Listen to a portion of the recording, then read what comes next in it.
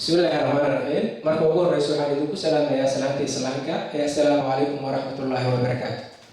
markaas dabadeed waxaan halkan isugu nimid maanta inaan isugu waanino ama iska waanino ama aan ka hadalno mowduuc ku saabsan oo aad muhiim ah bulshadeena qurbaha ku nool kaasoo ah waxbarashada iyo dhaqanka.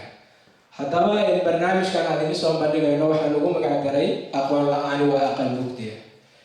aqal mugdiya qofka markuusan aqoon lahayn oo uu jaahil yahay oo uusan dalka kale la saan qaadi karin ummadda mar walba uu ka dambeeya wuxuuna la mid yahay ruux ku sugan meel mugdiya. sidaa daraaddeed waxaan ku noolnahay dhul aanan keeni ahayn, waxaan la noolnahay dad aan dadkaynii ahayn, waanu kala dhaqan duwannahay dhaqan ahaan, diin ahaan iyo cirqi ahaanba. sidaa daraaddeed waxaana looga baahanyaa waxay tahay inaan isbarbarno innagoo dhaqankeennina wadana diinteennina wadana kana faa'iidaysano waxbarashada halkan ka jirto iyo heerkana. waxaa jira waalidiin badan oo ay la tagto dhaqanka halkan ka jiro iyaga oo u arka ilbaxnimo iyo horumar inay dadkan gaareen. dhaqankeenna waa uu ka jiri karaa qaldaad laakiin ma wada qaldana. sidaa daraaddeed waxaa faa'iidi kara mar walbana horumar gaari kara waxna bara kara ruuxa dhaqankiisana haysta intana kiisa waxaa fiican ka qaata. tusaale ruuxa markuu ganacsi galayo waa inuu haystaa raasumaal. raasumaal marka uu haysto ayuu wax faa'iidi karaa ganacsina geli karaa. marka aan doonayna inaan wax barano raasumaalkeenna waa dhaqankeenna iyo diinteenna waa inaan haysanaa. marka aan dhaqankeenna haysano diinteenna haysano ayaan wax baran karnaa dal iyo diinna wax u tari karnaa.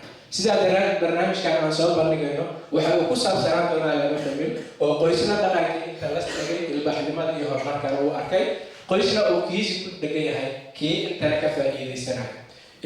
tusaale ahaan kolley waxyaabo dhaqan muhiima oo dhaqan u tahay waxbarashaduna aysan ahayn ayaa jiro.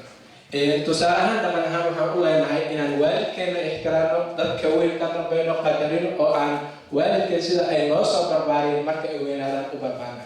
taasi ma ahan waxbarasho aqoontana kuma dhisno. tusaalaha dad badan oo jaamiciyiin PhD qaatay, aqoon-yahano ah, dhaqaatiir ah, culamo waaweyn oo reer Yurub ah oo aqoonta meel sare ka gaaray ayaa waxaa jira markay soo qaangaareen sidii soo sare gaareen inay waalidkood meel cidla kaga tageen.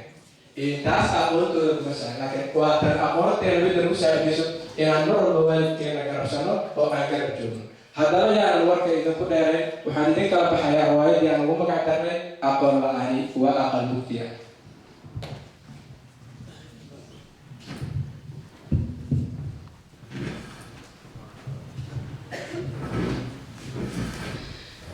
kusoo dhawaada arday fasalka maanta waan kusoo dhaweynaa marka labaad. marka waxaan doonayaa inaan idin sharxo waxay ku saabsantahay maantay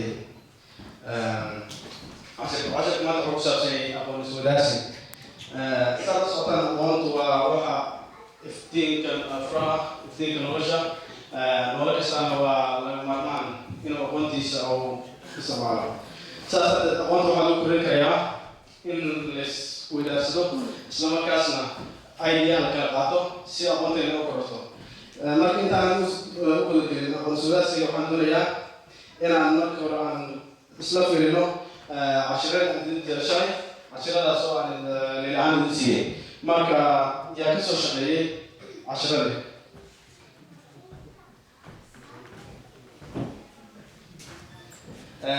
noogayaa oo soo yartaa markaan usoo celinayaa cashiradii shalay ayaan doonaynaa bal inaan isla fiirino marka ciddii kasoo shaqeysay iyo ciddii kale ayaan eegaynaa marka yaa kasoo shaqeeyay cashiradii.